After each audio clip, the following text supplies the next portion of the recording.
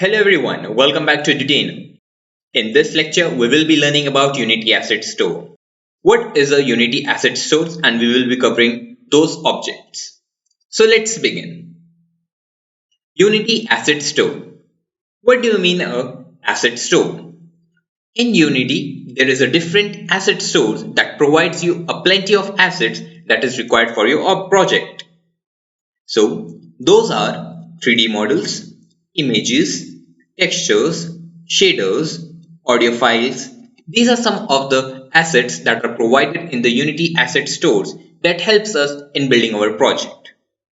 3D models. So what do you mean by a 3D model? By the image you can see that there is a 3D modeling of a particular object. For example, we are creating a project of a room that consists of furniture. The furniture, the 3D models for us over there will be the sofa, the chair, the table. That are the 3D models. Unity accepts a variety of extensions. So let's look.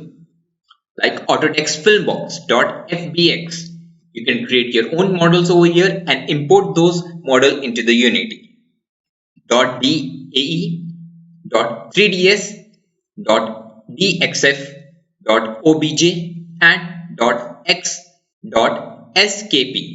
So these are the file extensions that are widely accepted by the Unity. Images. There are different types of images that are required in our project, and also there is a variety of file extensions or image extensions that are accepted by the Unity. Those are bitmap image file, that is .bmp. Similarly, we have TrueVision Targa.tga. Similarly, we have Joint Photographic Experts Group, that is our .jpg. Similarly, we have Adobe Photoshop.pst. So, all the images having this particular format is widely accepted by Unity. Texture. What is a texture? Texture is kind of an image only, but we use the image mostly like a tiles. So, for example, suppose you are having a triangle as an object and you are having a texture. When you apply the texture to this particular object, the result is this. You get that texture towards the object, or you are applying the texture to that particular object. That is known as a texture. Shaders. Shaders is also a type of data that does a lot of things. Not just having a single image, it stores a plenty of image and also a small program. So they can create a visual effect very effectively and very rapidly. For example, like you are having water, grass or fog. So the water over here will be doing many things, such as the water is moving, or if there are rays from the sun, that it will be helping us to refract the light or reflect the light.